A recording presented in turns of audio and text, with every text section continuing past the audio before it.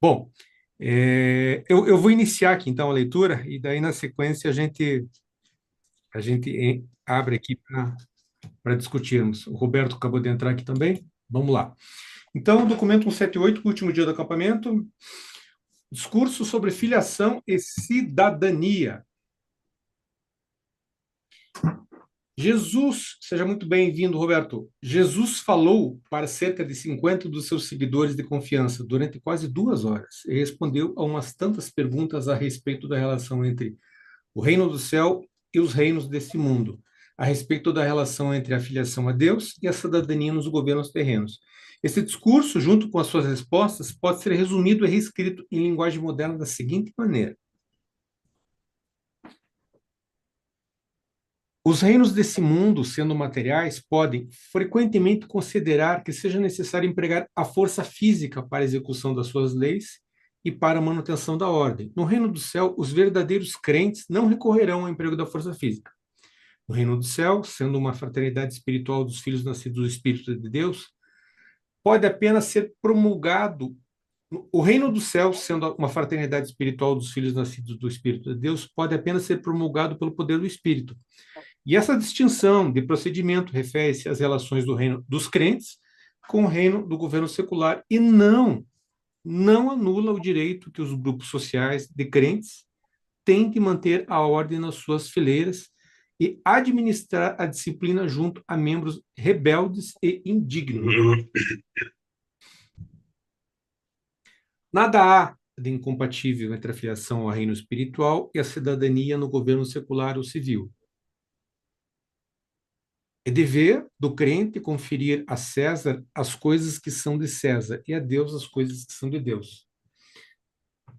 Não pode haver outro qualquer desacordo entre esses dois quesitos, um sendo material e o outro espiritual, a menos que aconteça de algum César, a menos que aconteça que algum César presuma usurpar as prerrogativas de Deus e exija que lhe sejam conferidas uma homenagem espiritual e a suprema adoração.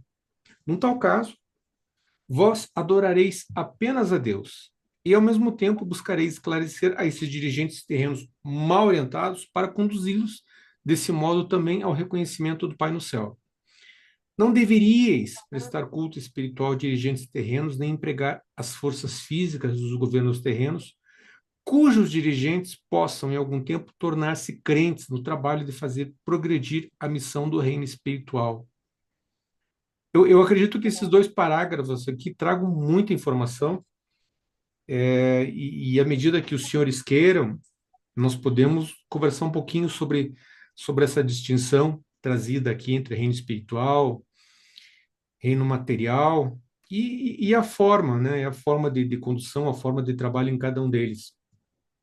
Então, é interessante porque ali ele coloca que o reino, o reino espiritual, há uma divisão, né, entre o reino espiritual e o reino material.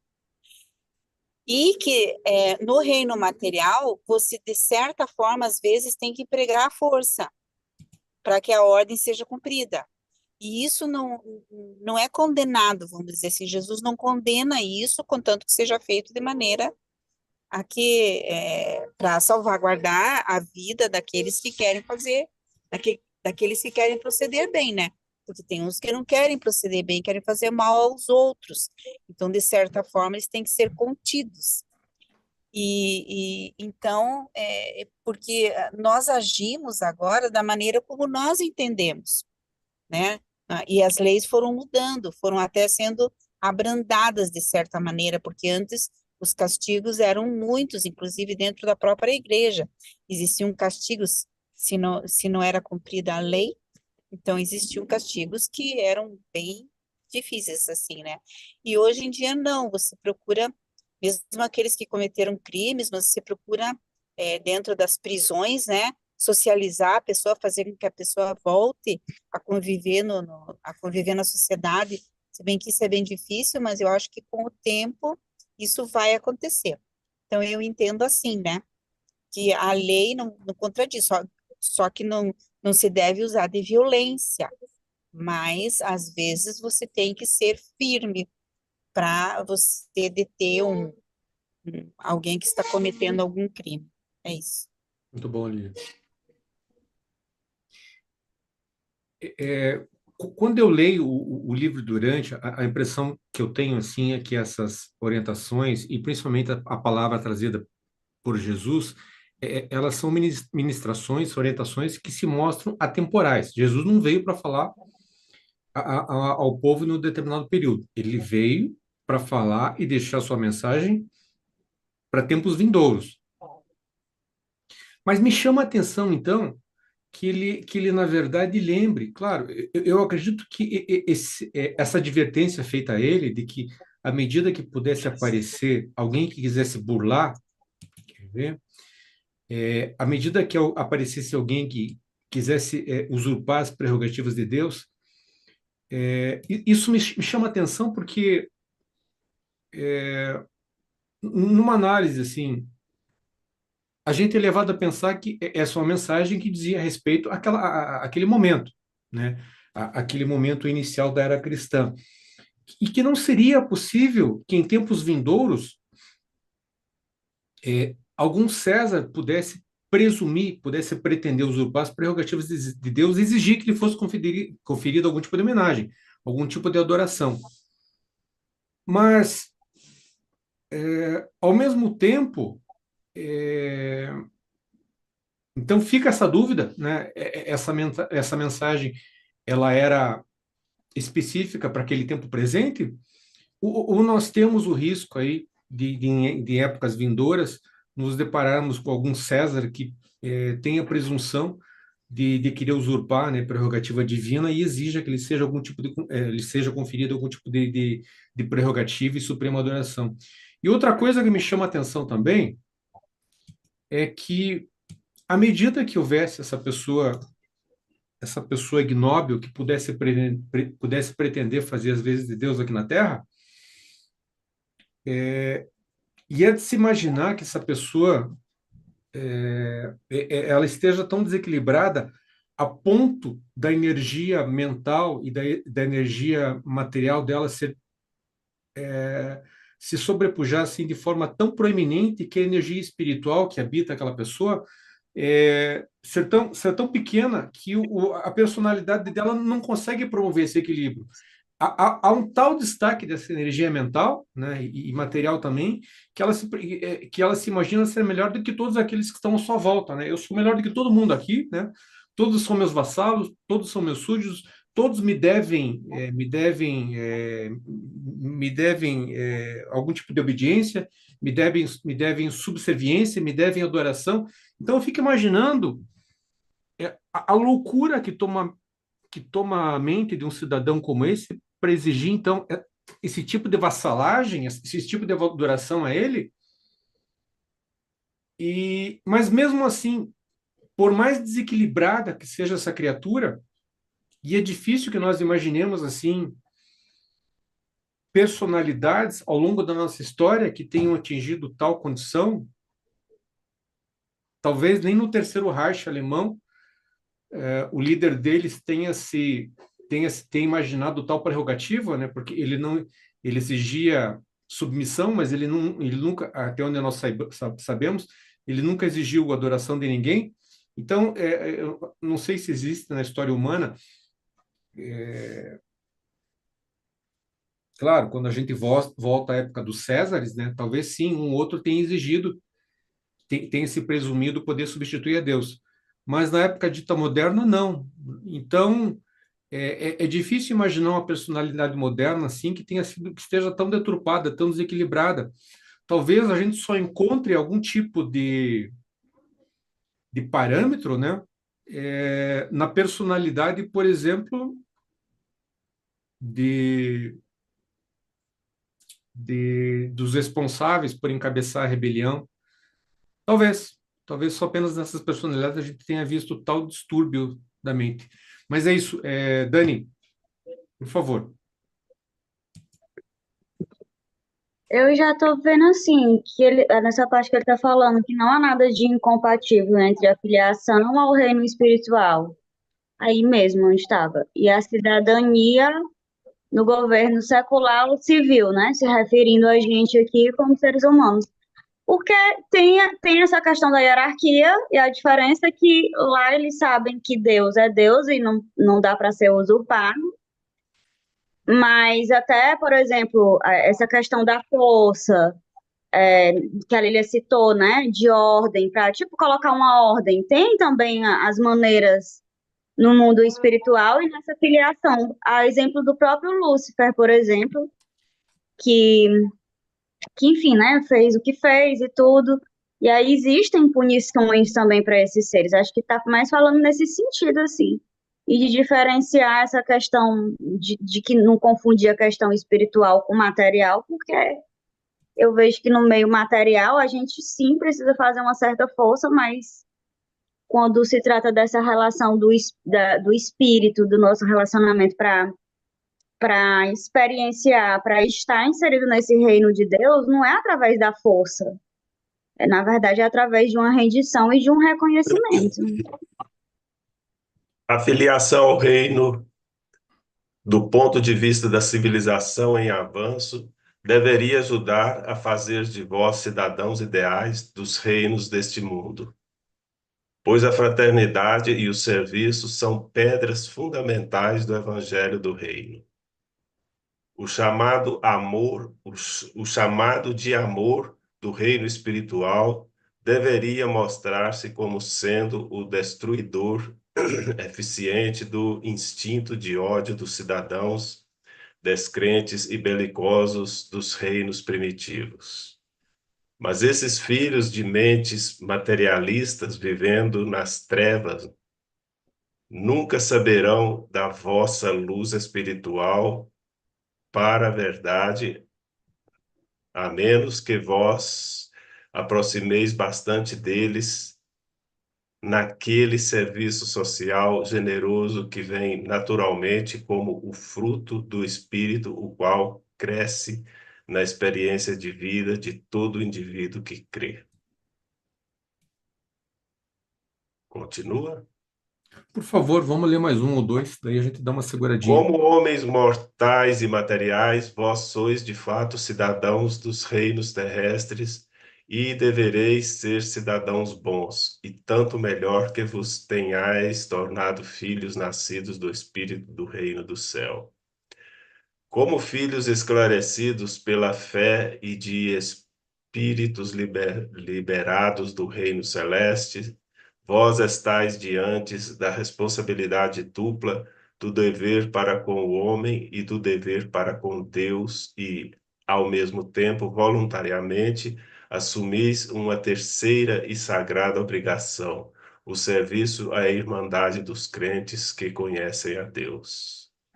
Vós não podeis cultuar os vossos dirigentes temporais, e não devereis empregar o poder temporal para dar apoio ao progresso do reino espiritual. Mas devereis manifestar do mesmo modo a ministração justa de serviço de amor aos crentes e descrentes. No Evangelho do Reino reside o poderoso Espírito da Verdade, e em breve eu verterei esse Espírito sobre toda a carne. Os frutos do Espírito, do vosso serviço dedicado e sincero, são uma poderosa alavanca social para elevar as raças, tirando-as das trevas, e esse Espírito da Verdade tornar-se-á o vosso ponto de apoio para a multiplicação do vosso poder.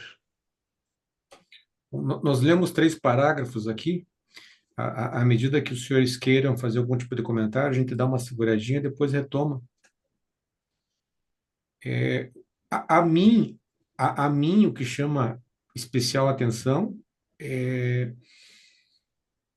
esse papel importante do Espírito da Verdade nessa ajuda que ele nos presta, né? Na disseminação do Evangelho do Reino, na ministração justa do serviço de amor aos crentes e descrentes.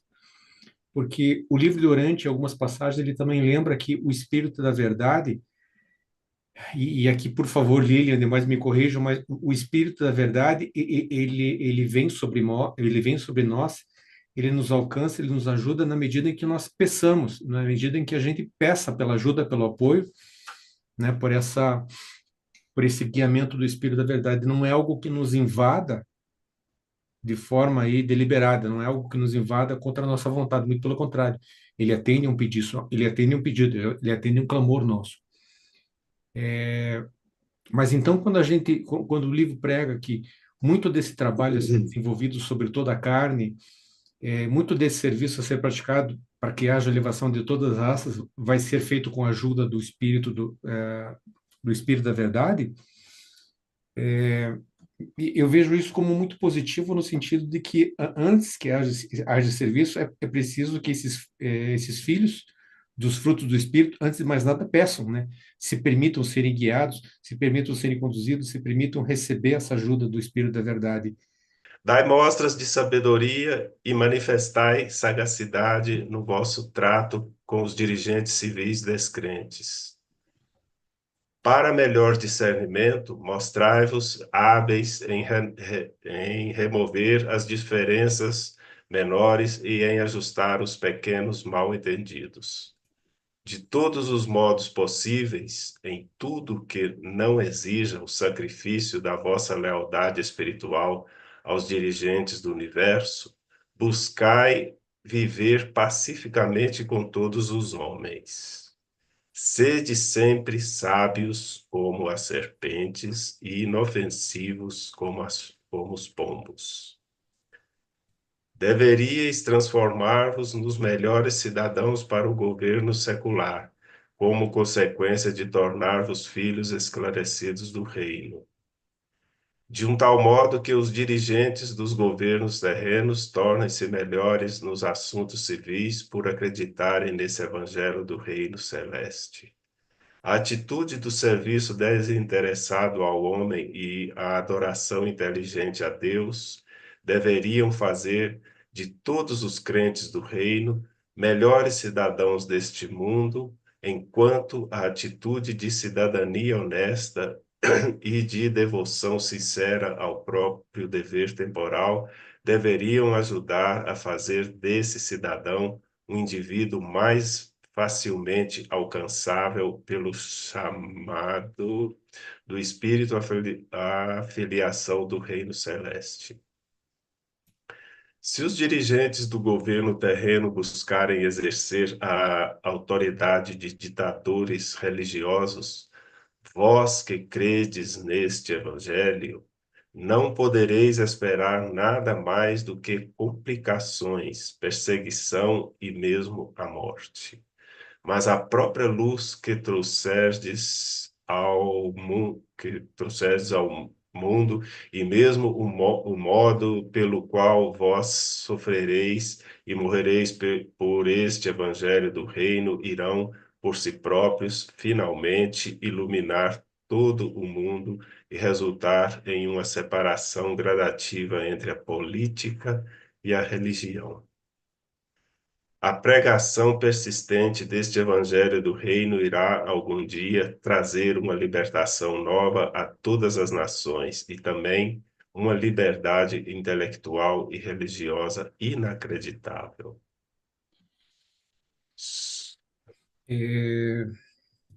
Eu vou sugerir aos senhores que a gente faça uma pausa aqui, porque, claro, todo livro de Oriente é importante, mas eu acredito que esses 3 parágrafos aqui, as lições, os ensinamentos trazidos para o nosso cotidiano, para a nossa forma de se portar, para a nossa forma de servir, inclusive a menção que eles trazem para aqueles que se mostram descrentes em relação ao momento vivido, eu acho que é interessante. Seja muito bem-vinda, Yara, e boa noite também aos que ingressaram agora. Boa noite, Helder. Obrigada, Milton. Boa noite. Então, essa forma de comportamento que é ensinado aqui, no sentido de que a gente procure não atentar, a gente procure remover, né, a gente procure não destacar essas pequenas diferenças, e a gente procure ajustar esses mal-entendidos, né, de todo modo possível, desde que esse ajustamento, desde que essa concordância não implique em deslealdade espiritual, né, Então, esse é o buscar e viver de forma pacífica com todos os homens, né? E essa lição de Jesus aqui, sede sempre sábios como as serpentes, inofensivos como os pombos, ela se repete em algumas outras passagens dos livros. Para ser sincero com os senhores, eu acho que ela traz muito mais.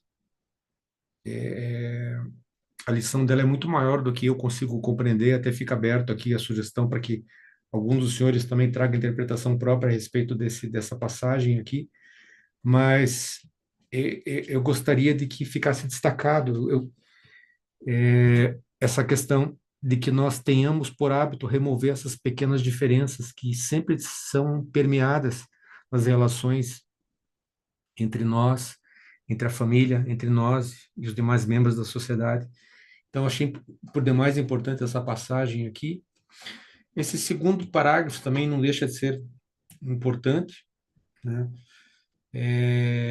No sentido de que esse trabalho ao reino, ele nos aperfeiçoa, ele nos torna homens e mulheres melhores, né?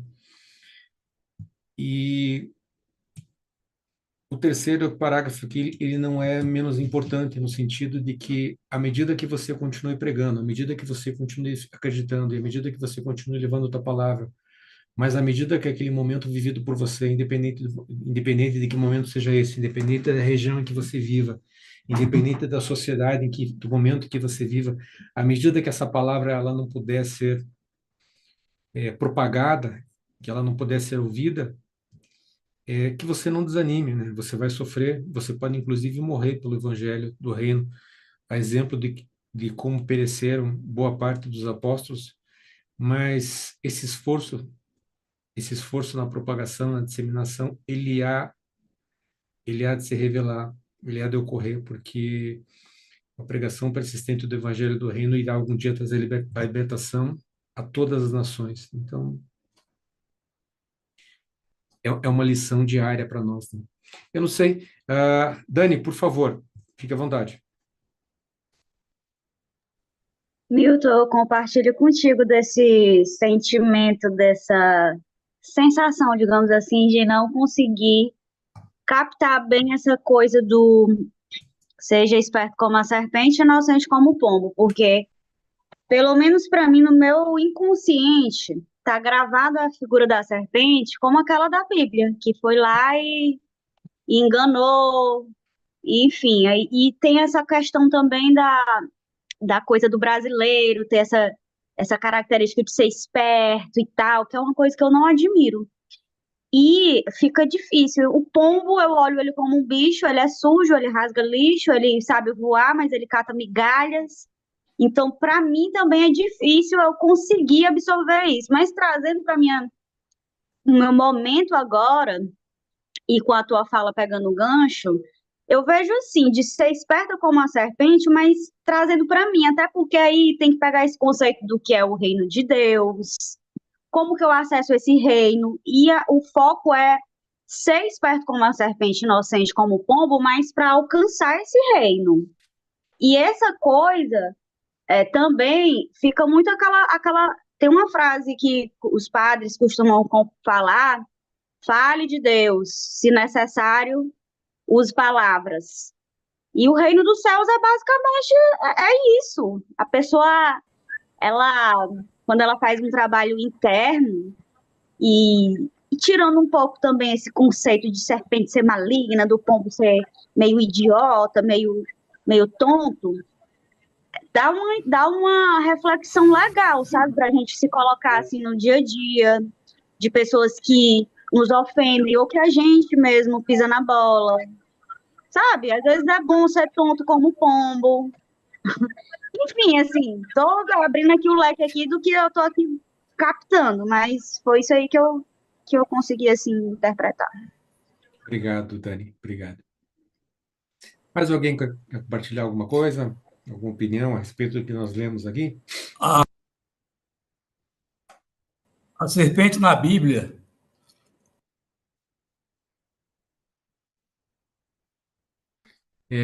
O seu microfone acabou sendo fechado, Leopoldo. A serpente é na Bíblia?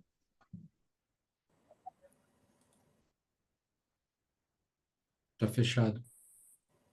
Deixa eu ver se eu consigo recuperar ele aqui. Espera aí, só um minutinho. Então, estamos ouvindo você agora, Leopoldo. Fechou. Eu tá, a serpente,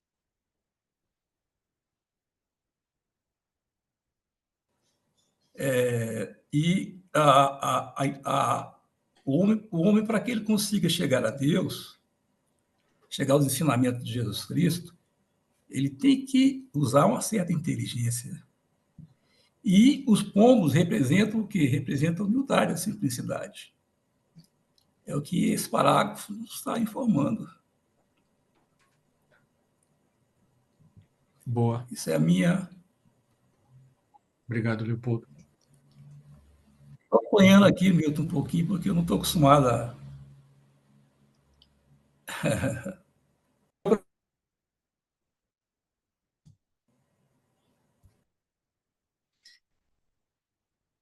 Essa última parte acabou Pois é, mas cortando. aí.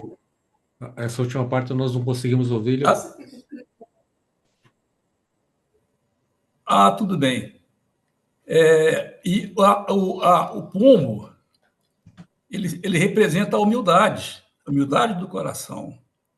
Nós temos que ter inteligência suficiente para que consigamos aceitar, analisar as informações do nosso Mestre Jesus Cristo, do nosso Micael, e ter também o nosso coração receptivo, né, humilde, a todas as informações que nos forem trazidas por ele.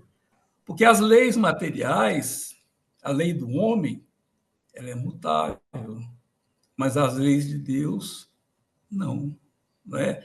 Tanto que você vê que o último parágrafo que foi lido aí deu de verificar o seguinte, que as informações de Jesus Cristo são informações futuras, para o futuro.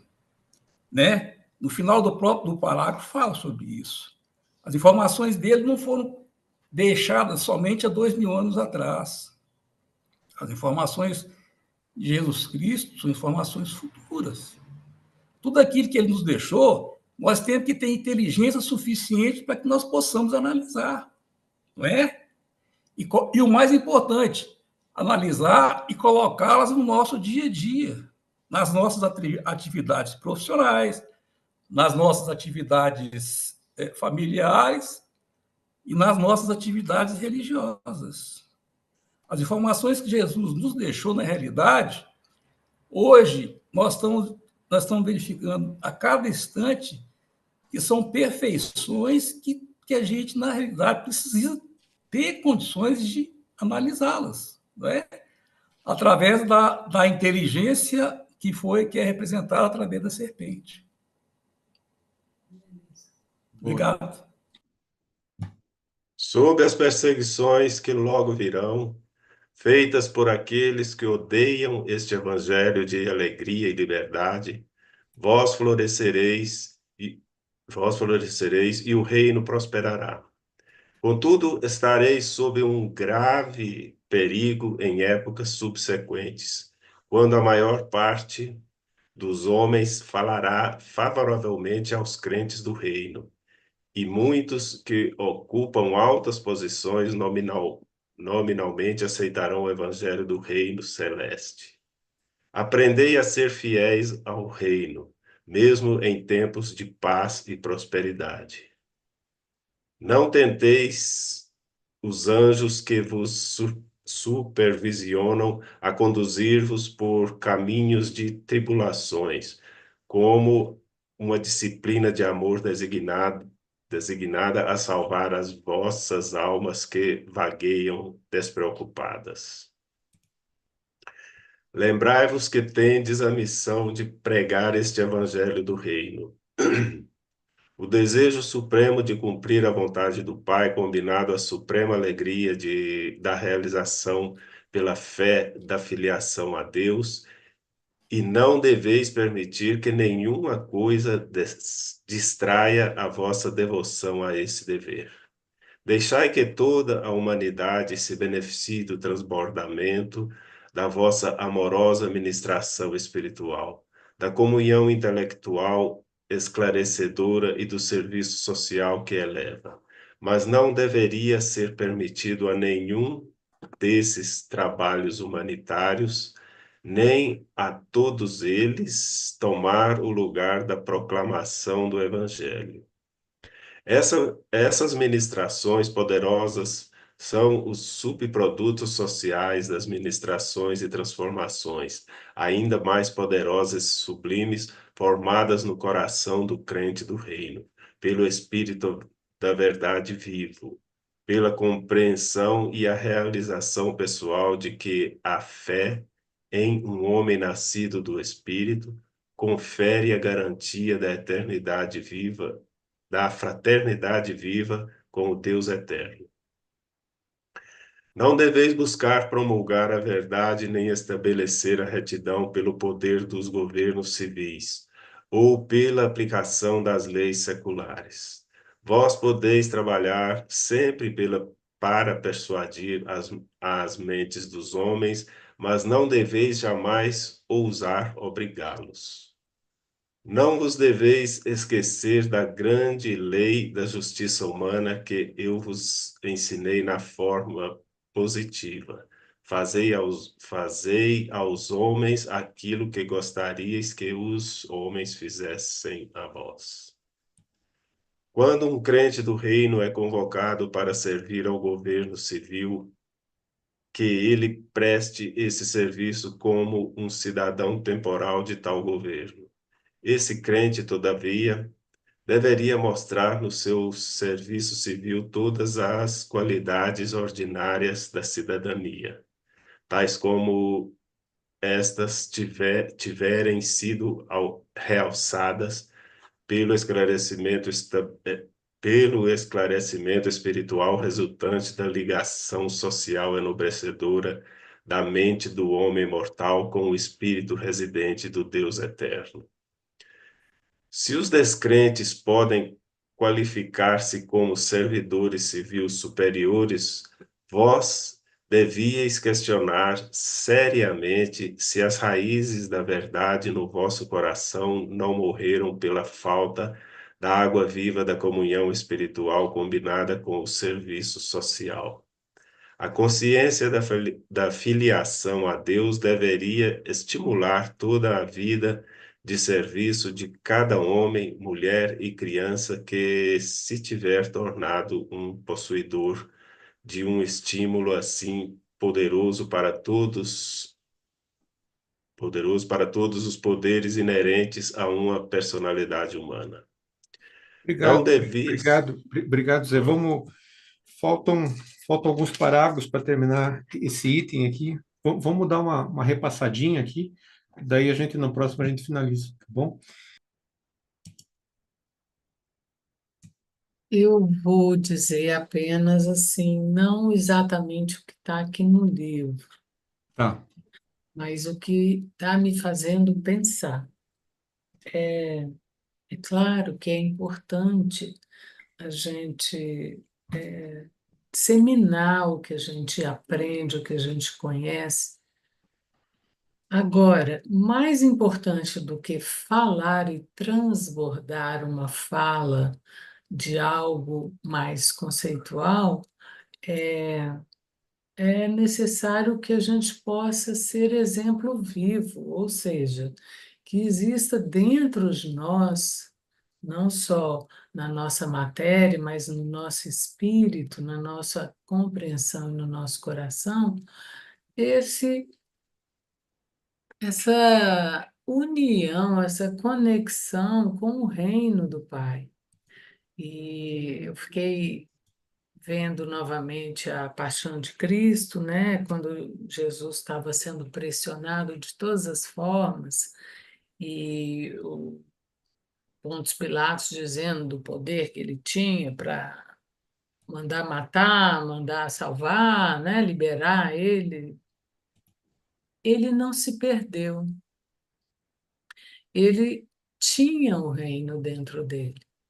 Ele sabia exatamente cada postura, cada gesto, cada palavra, o que significava a lealdade dele ao reino de Deus que ele apresentava. Independente disso custar a vida, custar a morte, independente de acabarem com ele, como acabaram, da forma como acabaram, né?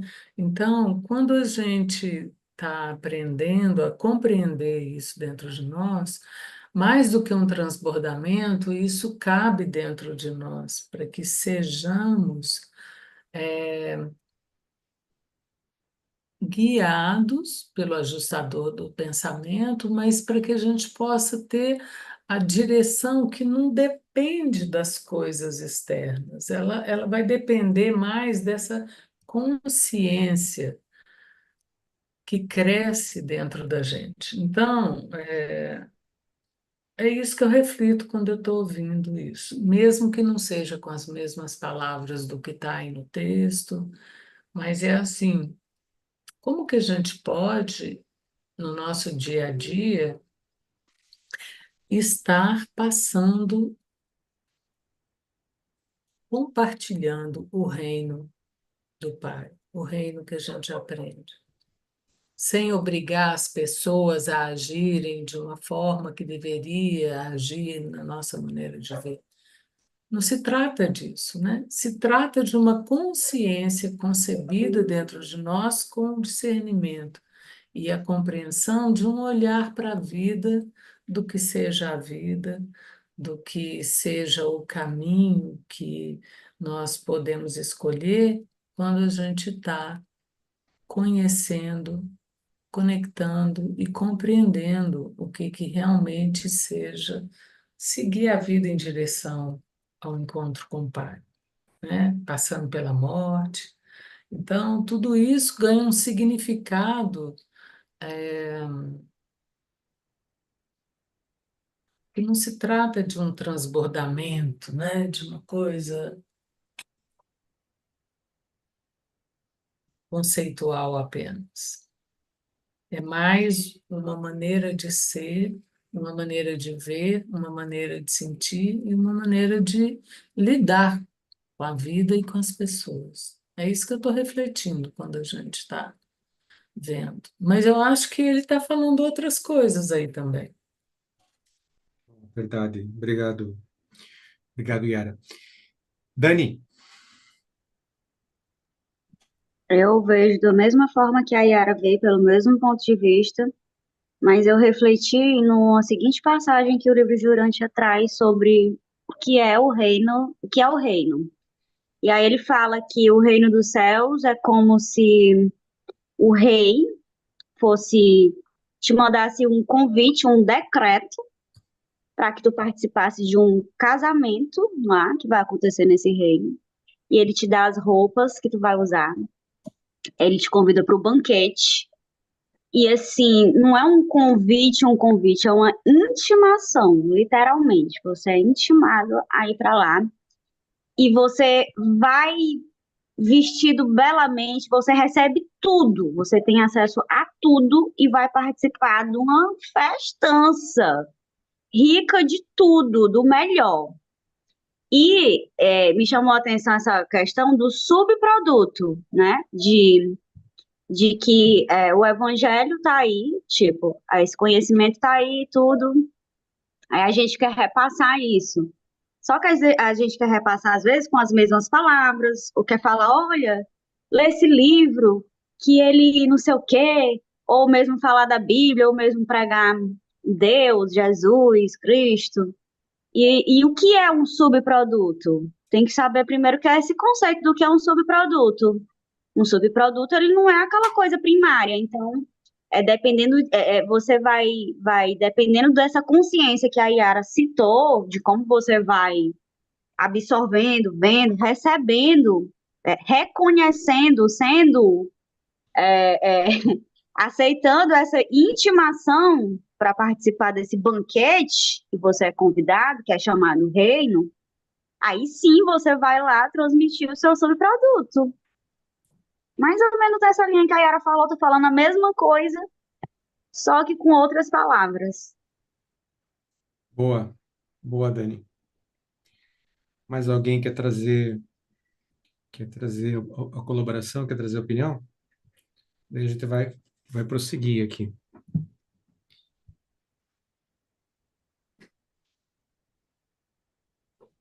Bom, nós vamos prosseguir aqui então. Só completando aqui, Milton, Pois não, Yara? eu concordo com a Dani, eu acredito que seja, não só aqui hoje, né, mas o que a gente vem construindo nesses estudos que a gente tem feito, é que a gente vai adquirindo com esse conhecimento algo que passa por nós, né? É a nossa experiência ao receber tudo que a gente está conhecendo. E sim, a nossa maneira, né? É essa maneira que vai nos levar a compartilhar o reino com as pessoas. E essa maneira, ela é pessoal, ela é única. Esse banquete tem que ser digerido, né? Aceito e digerido. Boa. É isso. Alguém nos ajuda com a leitura? Posso ler, Milton? Obrigado, por favor. Não deveis ser místicos passivos, nem ascetas insípidos. Não deveis transformar-vos em sonhadores, nem andarilhos, que indolentemente confiam em uma providência fictícia que proporciona até as necessidades da vida. Em verdade, deveis ser dóceis no vosso trato com os mortais equivocados, pacientes no vosso intercâmbio com os homens ignorantes e indulgentes sob provocação, mas vós também deveis ser valentes na defesa da retidão, poderosos na promulgação da verdade e dinâmicos na pregação deste evangelho do reino até os confins da terra. Este evangelho do reino é uma verdade viva. Eu, eu vos disse que é como o fermento na massa, como o grão da semente de mostarda, e agora eu declaro que é como a semente do ser vivo, que de geração em geração, ao mesmo tempo em que permanece sendo a mesma semente viva, se desdobra infalivelmente em novas manifestações e cresce aceitavelmente nos canais de uma nova adaptação às necessidades e condições peculiares de cada geração sucessiva. A revelação que fiz a vós é uma revelação viva e eu desejo que produza frutos apropriados de cada indivíduo em cada geração, de acordo com as leis do crescimento espiritual, do desenvolvimento e do aperfeiçoamento adaptado, de geração para geração. Este evangelho deve mostrar uma vitalidade crescente e existe maior profundidade de poder espiritual. Não se deve permitir que se torne meramente uma memória. Diz que Francisco foi um grande homem que só diz que a igreja e o mundo perderam defensor dos fracos. O presidente americano, Donald Trump, escreveu: Uma memória sagrada, uma mera tradição sobre mim e sobre os tempos que agora vivemos. Não vos esqueçais, não fizemos nenhum ataque direto às pessoas, nem às autoridades daqueles que tomam assento de Moisés, apenas oferecemos a eles uma nova luz que eles rejeitaram tão vigorosamente. Apenas os atacamos com a denúncia de sua deslealdade espiritual, as mesmas verdades que eles professam, ensinam e salvaguardar. Entramos em conflito com esses líderes estabelecidos e dirigentes reconhecidos, apenas quando eles se opuserem diretamente à pregação do Evangelho do Reino aos filhos dos homens. E mesmo agora, não somos nós que os atacamos, mas são eles que buscam a vossa destruição. Não vos esqueçais de que vossa missão é apenas sair pregando as boas novas. Não deveis atacar os caminhos antigos, vós sois hábeis para pôr o fermento da vossa verdade no meio das velhas crenças. Deixai que o Espírito da verdade faça o seu próprio trabalho. Deixai que a controvérsia venha apenas quando aqueles que desprezam a verdade forçarem-na entre vós. No entanto, quando o descrente dispõe-vos atacar, não hesiteis em permanecer na defesa vigorosa da verdade que vos salvou e santificou. Ao longo das vicissitudes da vida, lembrai-vos sempre de amar-vos uns aos outros. Não luteis com os homens, nem mesmo com os descrentes. Mostrai misericórdia mesmo para aqueles que abusam de vós com desprezo.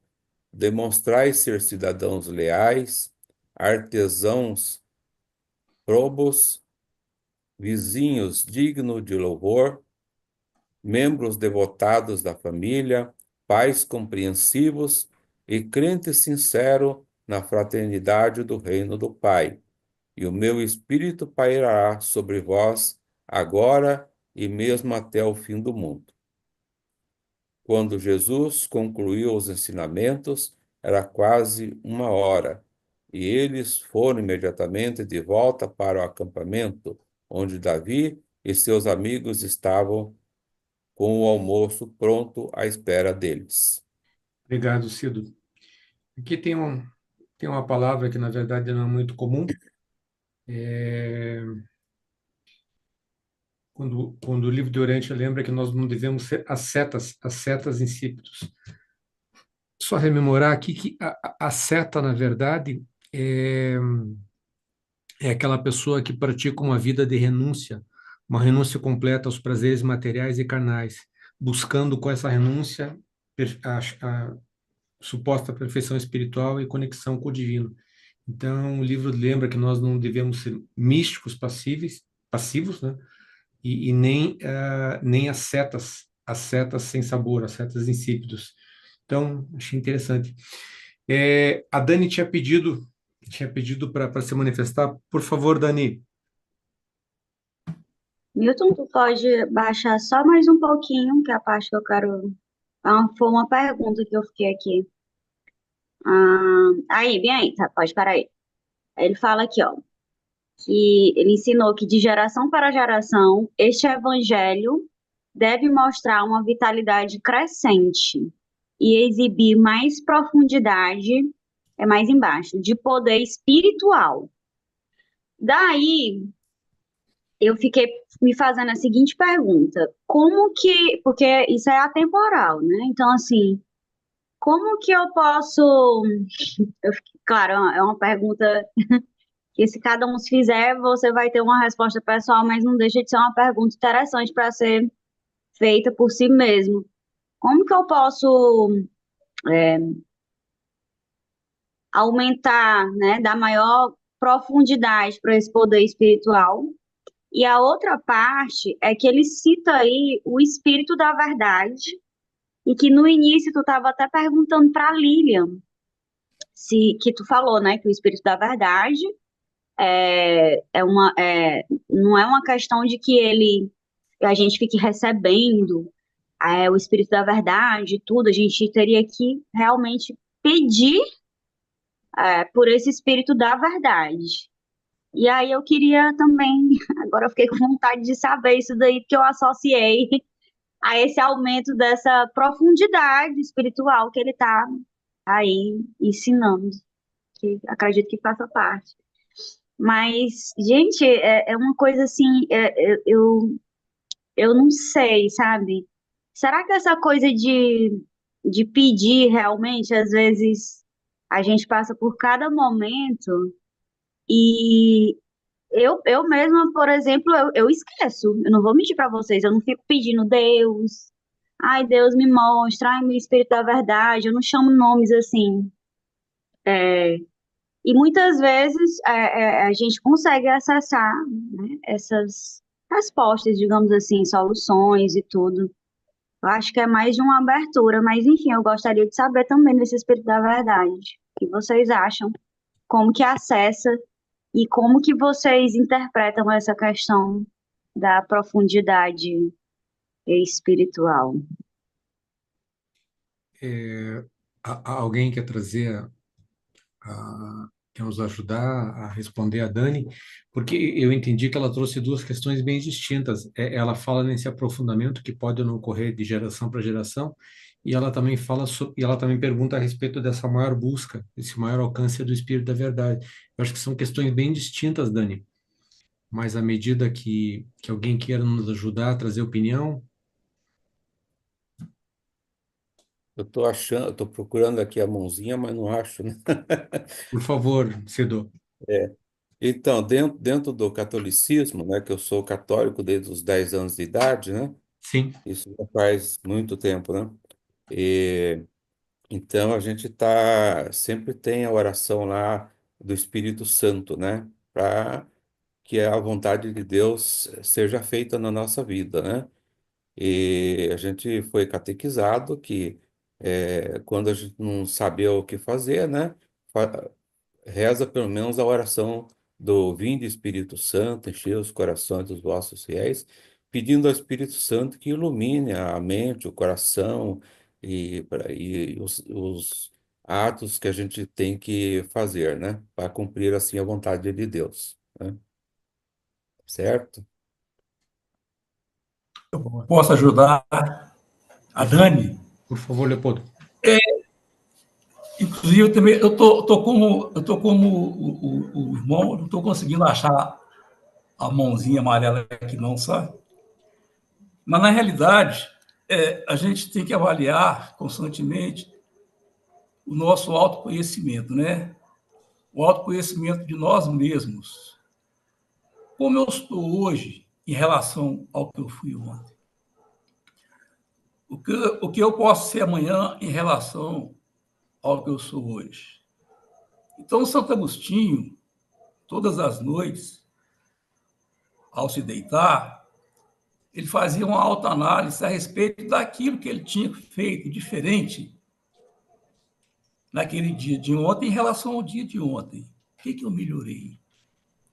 O que eu posso melhorar?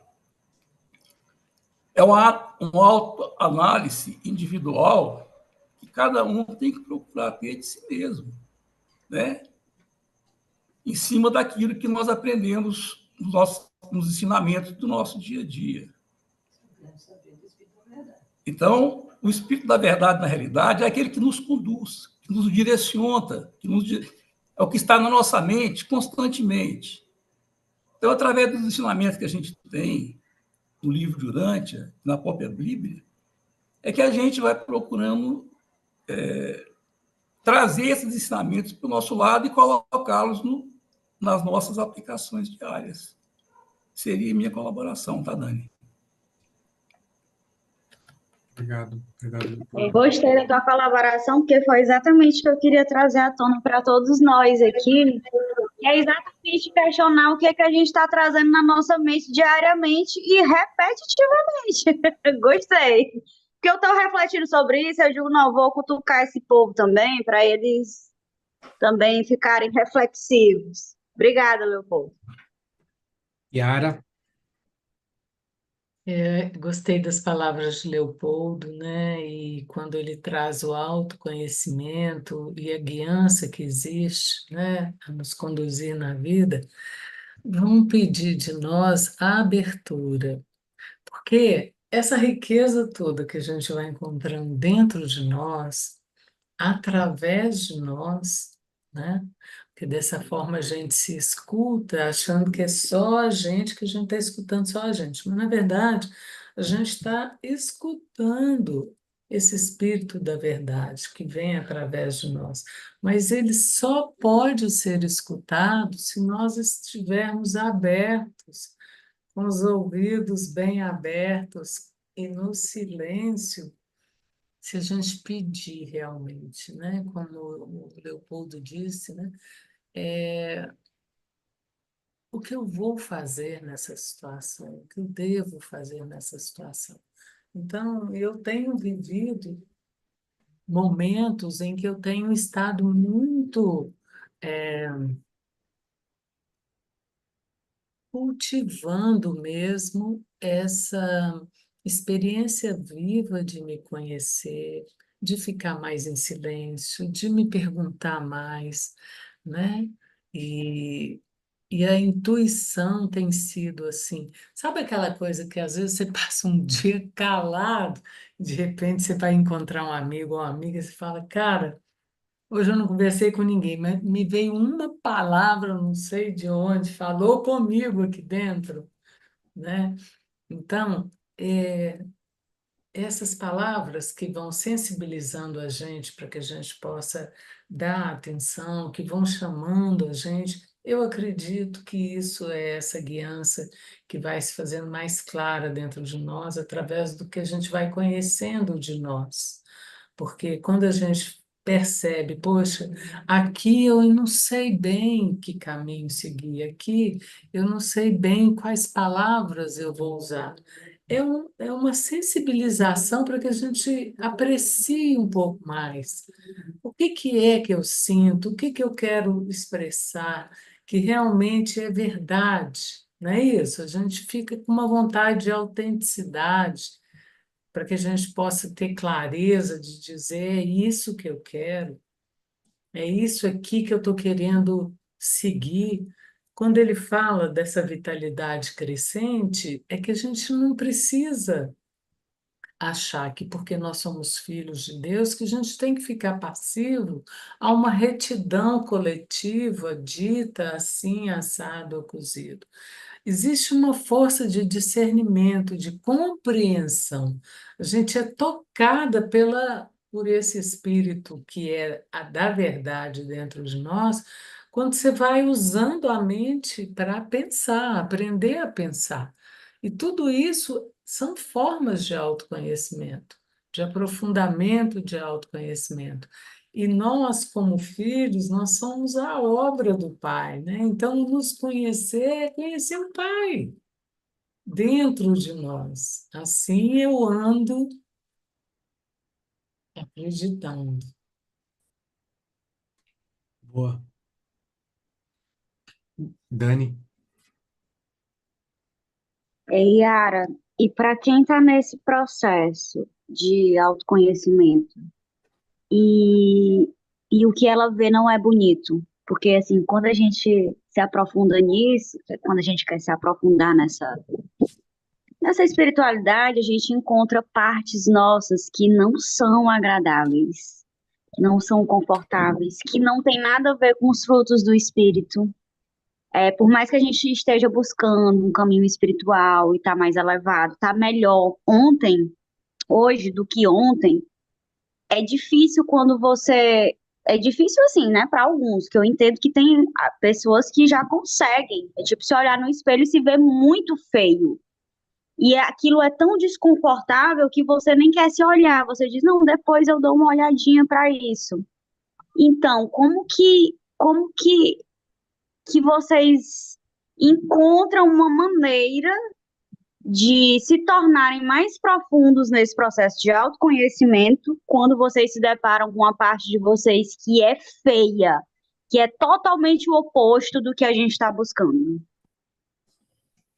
Então, Dani, é boa a sua pergunta, porque a gente está querendo trazer clareza, né? O autoconhecimento é uma experiência de trazer clareza, de trazer verdade no sentido de uma autenticidade. Então, a gente tem falado em outras palestras anteriores aí, não sei se foi com Milton, foi numa das quartas-feiras, que falava sobre erro, sobre pecado e sobre aniquilação, né? Eu acredito, Dani, que assim, o erro não é uma coisa ruim. O erro é uma forma de algo em nós se manifestar, para que a gente possa perceber, opa, isso aqui está acontecendo, estou percebendo, né? Pode ser um erro, mas assim, é o que eu quero? Sabe aquela hora que a gente vai fazer uma limpeza? Não, não é isso. Eu estou errando aqui. Eu não tinha pensado que isso pudesse me levar para um afastamento de mim, mas então, assim, quando a gente percebe algo que está nos afastando da gente, que está deixando a gente mais assombreada, né? Assim, mais escurecida, no sentido de que a gente ainda não está compreendendo o todo em nós, como que a gente vai clareando, para mim tem sido uma experiência de deixa eu ver isso aqui melhor. Como que eu posso fazer diferente disso aqui? Porque isso aqui agora eu estou tomando consciência. Antes, eu não estava pensando que isso pudesse acontecer. E está acontecendo comigo. Eu não estou achando legal, não estou gostando do que eu estou fazendo. Mas então, como que eu posso apreciar e fazer algo que condiz mais com o que eu quero fazer, com o que eu quero me tornar? Né? É aí que a gente consegue clareando mais as coisas, fazer um ajuste, uma correção no sentido de um ajuste. Se a gente permanece é, no escuro, sabendo que está no escuro, anda no escuro e continua andando sem ter condições de perceber um pouco mais o caminho, a gente já com mais consciência, a gente vai errar mais.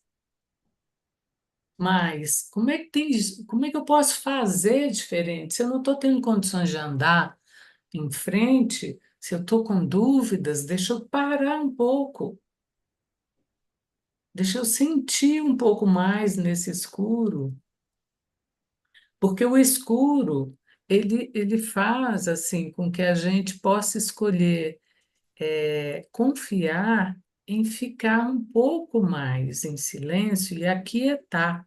Porque quando a gente está muito agitada, muito agitado, a gente está muito afastado da gente. Eu já contei para vocês que uma vez, uma noite, eu estava tentando rezar o Pai Nosso e não lembrava de jeito nenhum. Eu começava, Pai Nosso que estais no céu, gente, eu sei essa oração a vida inteira. O que é agora? Eu não sei de tão agitada que eu estava, com a minha mente totalmente agitada, inquieta, né? E eu não estava conseguindo pensar nada, eu não estava conseguindo orar nada, eu tive que acalmar um pouco, eu tive que deixar, então tá, então eu não estou lembrando dessa oração aqui agora, que antes parecia a oração mais íntima do meu coração, então deixa eu ficar sem nada. Deixa eu ficar quieta, deixa eu ficar quieta, né? E eu tenho um hábito comigo, quando tem muita luz e eu estou agitada, eu apago, eu gosto de ficar no escuro. Eu gosto de ficar no escuro. O escuro vai trazendo um pouco de curiosidade em mim, sabe? Assim, eu não sei o que que tem ali, eu não sei o que está mais na frente, mais longe. Então, essa curiosidade de querer ver o que que é que eu não controlo, que eu não sei, que é desconhecido, parece que vai acalmando um pouco a minha mente, sabe? Mas isso também não é uma receita de bolo. Isso são coisas que eu tenho juntado como caminhos de integração, como forma de me sentir mais inteira. O fato é que eu aprendo todo dia, igual você, Dani, igual todos os colegas aqui. E eu sinto que se tem uma palavra que a gente descobre, é que a gente pode esperar. A gente não tem que saber tudo de uma vez. A gente não tem que ter respostas e decisões para tomar tudo de uma vez. Não é isso que eu acredito que seja o reino do Pai. O reino do Pai, ele vai se mostrando à medida que a gente vai processando, a gente começa sem saber, a gente tem dúvida, a gente quer ver como é, não sabe o que fazer. Isso vai levando a gente a ter tempo, espaço dentro de nós, para que a gente possa esperar. E eu costumo falar com Deus: olha, não está saindo nada do que eu gostaria, então eu me entrego e vou descansar em você. Tem sido assim, sabe? Obrigado, Yara. Obrigado. Eu vou compartilhar novamente com os senhores aqui, à medida que ninguém queira mais trazer colaboração a respeito desse parágrafo. Cadê? A gente sai do texto e volta para ele, né, Milton? Ah, A gente sai da gente e volta para a gente. Mas, gente, mas tem a ver, querendo ou não, assim, o que a gente fala, mesmo que parece que fuja, se você for olhar, tem uma certa conexão. sim. Uhum. Nós estamos aceitando voluntários para ler o tópico 2.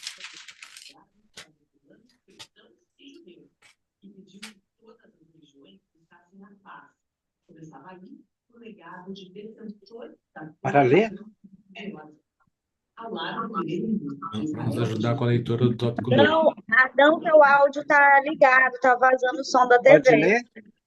Sim, por favor. Poucos dentre os ouvintes do mestre foram capazes de entender sequer parte da sua alocução diante do meio-dia.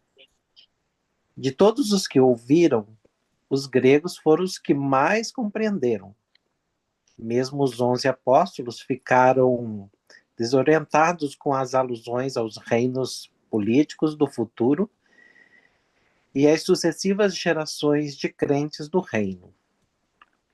Os mais devotados seguidores de Jesus não conseguiram conciliar o fim iminente da sua ministração terrena com essas referências a um futuro expandido de atividade do Evangelho. Alguns desses crentes judeus estavam começando a sentir que a grande tragédia da Terra estava para acontecer, mas eles não podiam reconciliar um desastre tão iminente com a atitude pessoal alegremente indiferente do mestre, nem com o seu discurso diante do meio-dia, no qual, repetidamente, ele aludia às transações futuras do reino celeste, que se estenderiam a vastos intervalos de tempo e que abrangiam relações com muitos e sucessivos reinos temporais da Terra. Nesse dia, por volta do meio-dia, todos os apóstolos e discípulos estavam sabendo da fuga apressada de Lázaro de Betânia. Eles começaram a sentir a inflexível determinação dos dirigentes judeus de exterminar Jesus e os seus ensinamentos. Davi e Zebedeu, por intermédio do trabalho dos seus agentes secretos em Jerusalém, estava plenamente avisado sobre o progresso do plano para prender e matar Jesus. E sabia de tudo sobre o papel de Judas nessa conspiração. Mas não revelou esse conhecimento aos outros apóstolos, nem a qualquer dos discípulos. Pouco depois do almoço, Davi levou Jesus a um local isolado e ousou perguntar-lhe se ele sabia. Mas não foi adiante com a sua pergunta. O mestre, segurando a sua mão, refreou-o, dizendo: Sim, Davi, eu sei de tudo e sei que tu sabes. No entanto, cuida de nada dizer a nenhum homem. Apenas não duvides no teu próprio coração de que a vontade de Deus prevalecerá no fim.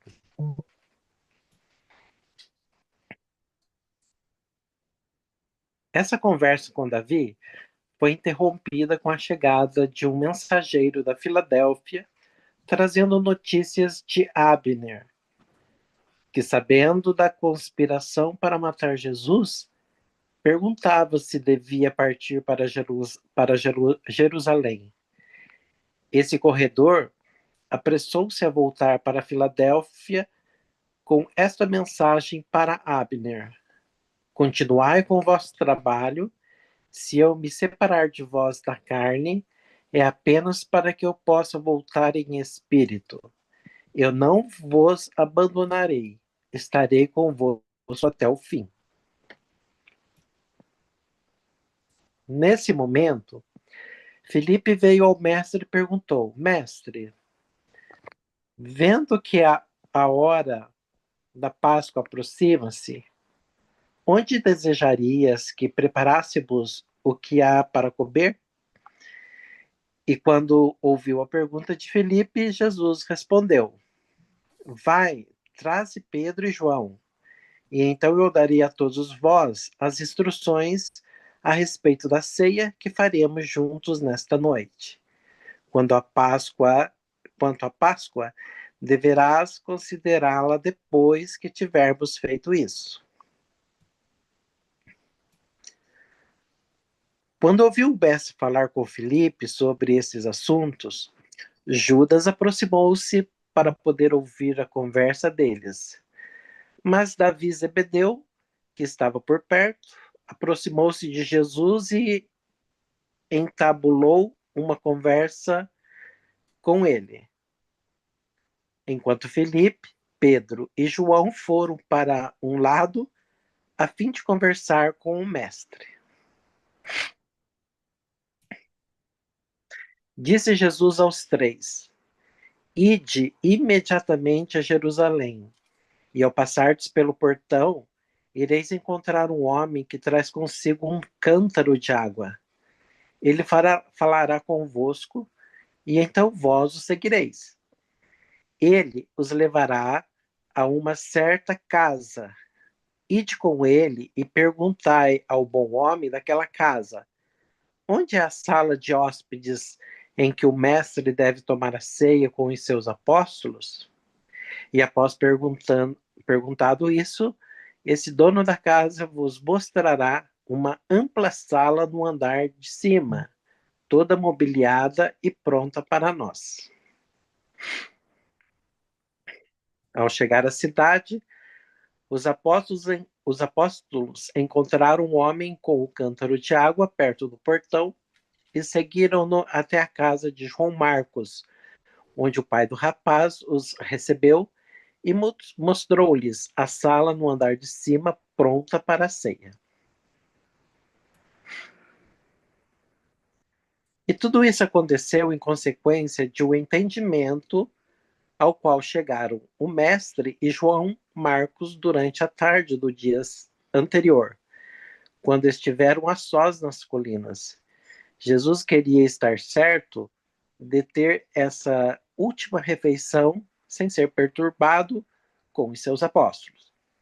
E, acreditando que Judas poderia armar com os seus inimigos para levá-lo, se soubesse de antemão do local de encontro deles. Então, fez esse arranjo em segredo com João Marcos.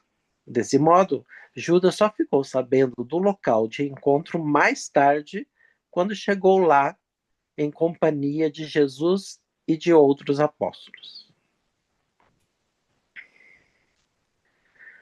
Davi Zebedeu tinha muitos assuntos para tratar com Judas, e desse modo, este foi facilmente impedido de seguir Pedro, João e Filipe, como tanto desejaria ter feito. Quando Judas entregou a Davi uma certa soma de dinheiro para as provisões, Davi disse a ele: Judas, não seria oportuno, dadas as circunstâncias, providenciares, providenci, pro, proporcionares um pouco de dinheiro em adiantamento pelas minhas necessidades reais? E depois de haver refletido por um momento, Judas respondeu: Sim, Davi, acho que seria sábio. De fato, por causa das condições inquietantes em Jerusalém, julgo que seria melhor entregar-te todo o dinheiro. Eles conspiram contra o mestre, e, em caso de qualquer coisa acontecer a mim, tu não ficarás em dificuldade.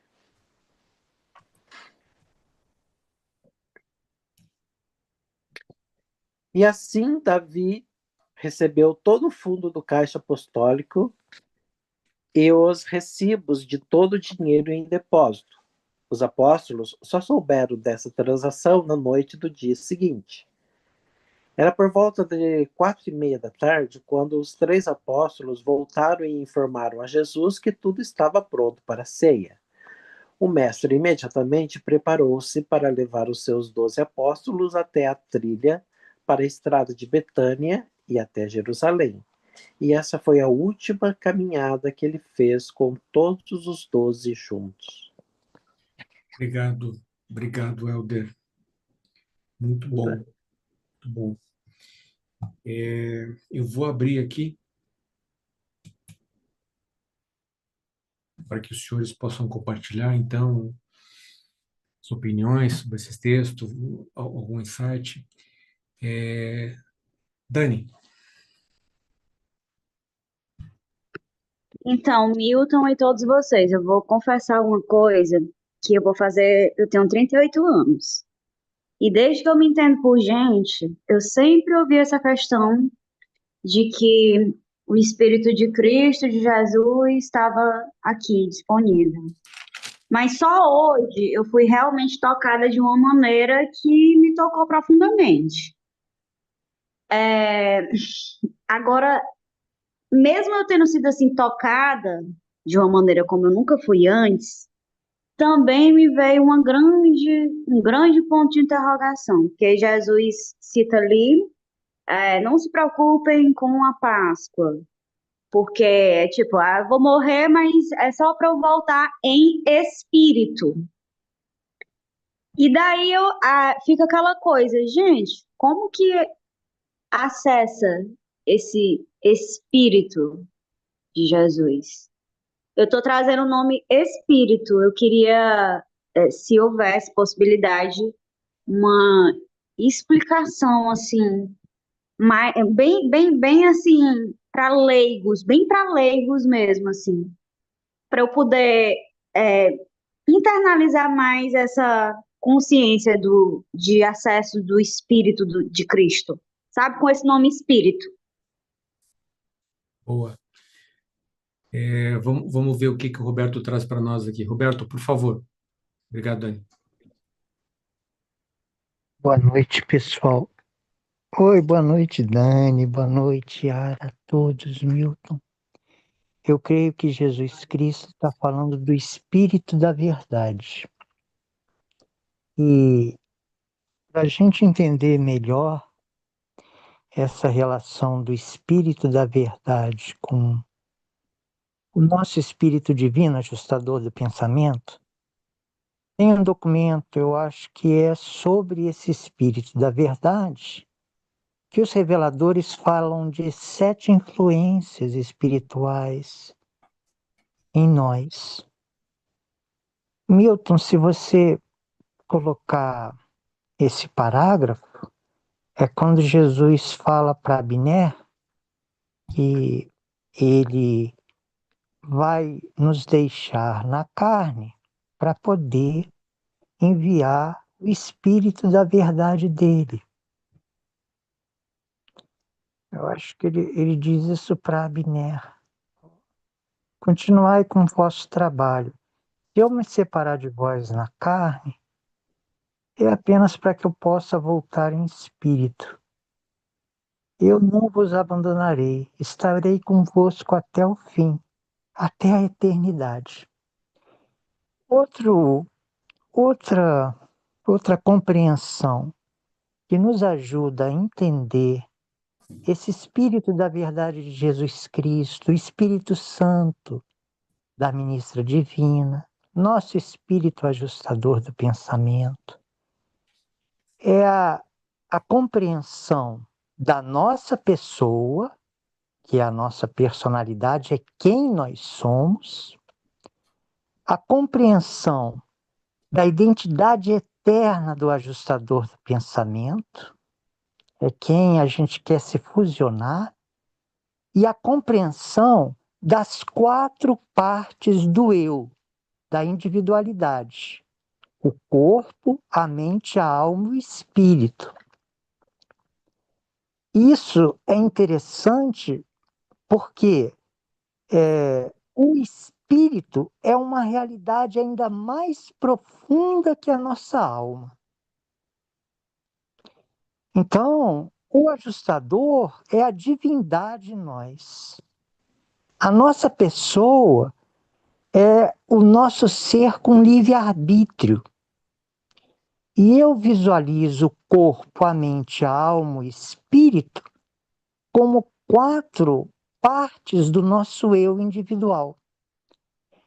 Então, aonde a gente vai encontrar a presença espiritual em nós, tanto do Espírito da verdade de Jesus Cristo, o Espírito Santo da ministra divina, e a divindade do nosso Espírito ajustador do pensamento? Dentro da alma. E onde a gente encontra a nossa alma? No interior da nossa mente. Então, eu visualizo assim o meu corpo como o meu eu material. A minha mente como se fosse a interface entre a realidade exterior do meu corpo e do ambiente físico e a realidade interior. Aí no meu interior, no interior da minha mente, discernindo o cerne centro da minha própria mente, está a minha alma crescendo. E o pai da minha alma, o centro causal da minha alma que está criando, é o Espírito Divino ajustador do pensamento, junto com o Espírito da verdade de Jesus Cristo, o Espírito Santo da ministra divina. Então, respondendo em poucas palavras, a realidade espiritual de Jesus Cristo, da ministra divina, do Pai Universal, ela está no interior da nossa alma. E nós somos uma pessoa livre. E na definição da personalidade diz: a personalidade não é o corpo, não é a mente, não é a alma e também não é o espírito. A personalidade é o que unifica esses fatores associados de individualidade. Então, individualidade é o eu, e é a nossa pessoa livre que é capaz de unir a nossa alma e espírito divino com a nossa mente e o corpo humano. Essa é a nossa pessoa. Eu não sei se eu compliquei, mas eu quis dizer com o que eu falei que a nossa pessoa livre é quem é capaz de acessar no interior da nossa alma, que está crescendo dentro da nossa mente, esse Espírito da verdade de Jesus Cristo, que transcende o tempo e o espaço e está sempre conosco, mesmo que a forma humana de Jesus já não esteja mais conosco, como ele disse para Abner.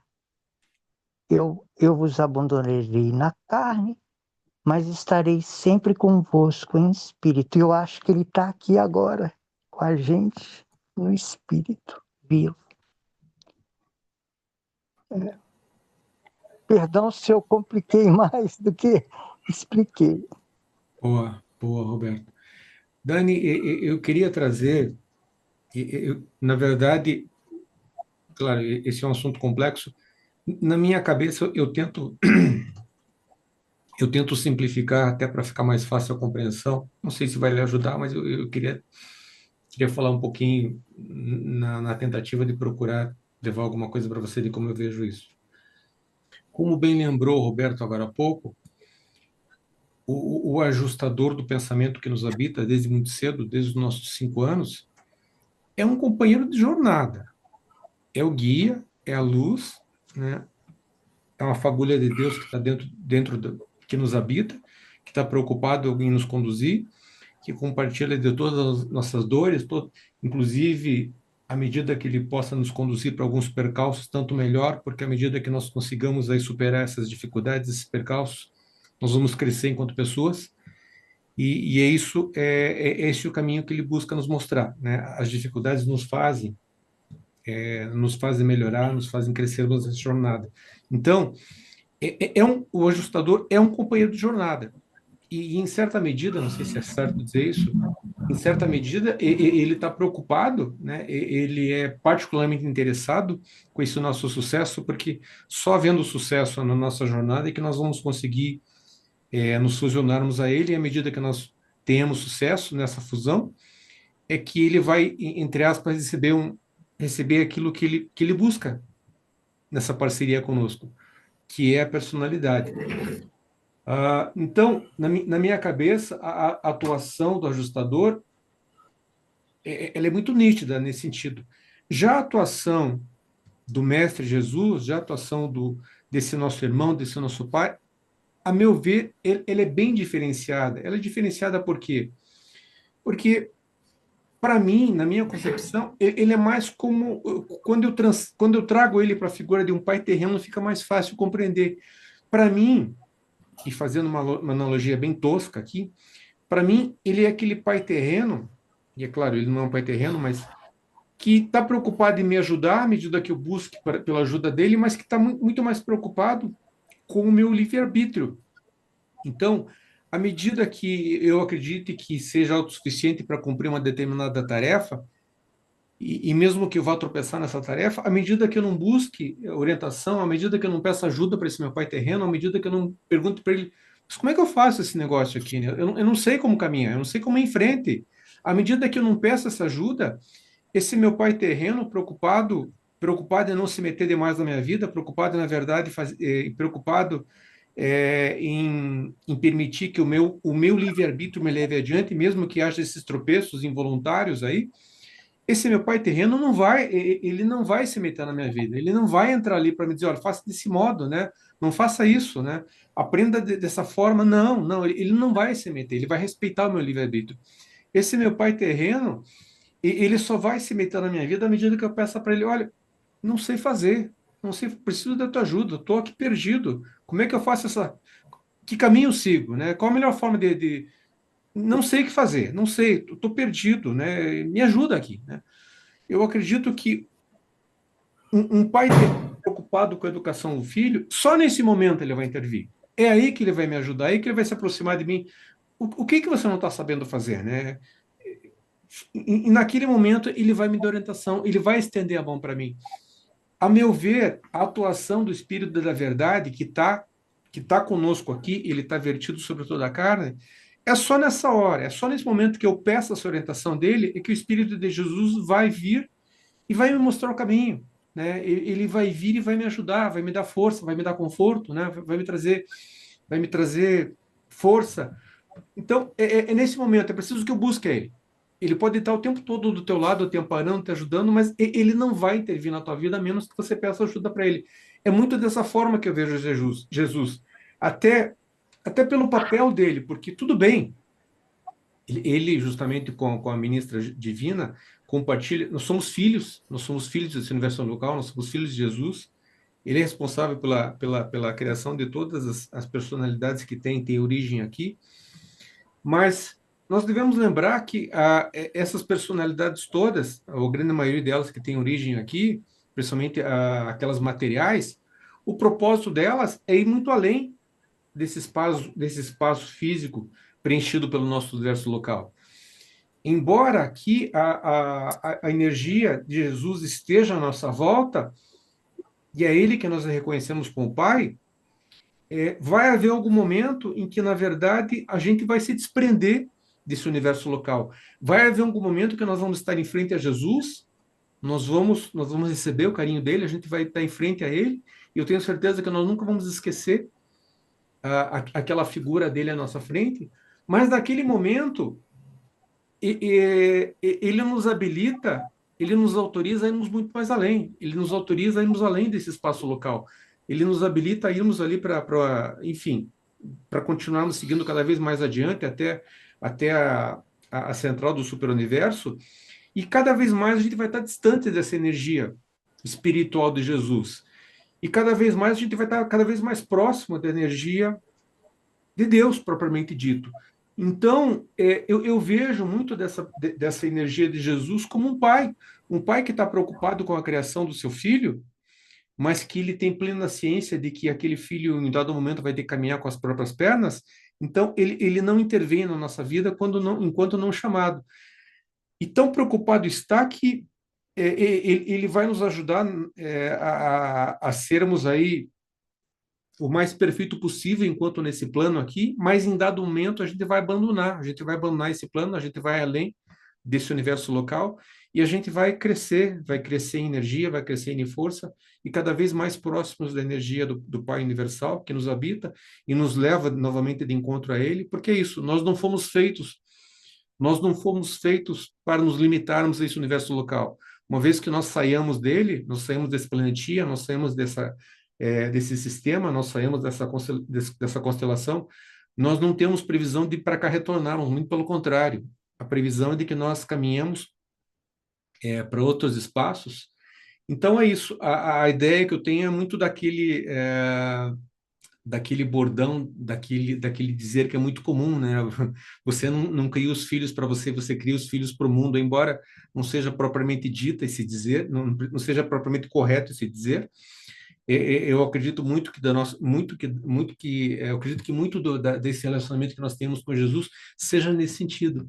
Jesus nos cria para irmos muito mais além. É dessa forma que eu vejo. Dani, também não sei se te ajudei ou não. Ah, que é isso, todos me ajudaram, mas é que o meu questionamento é o seguinte, às vezes a gente fica pensando, cara, ele veio em pessoa e conviveu com os apóstolos. E quando ele fala dessa questão, olha, mesmo que eu morra, tá vindo a Páscoa aí e tal, e eu vou vir em espírito.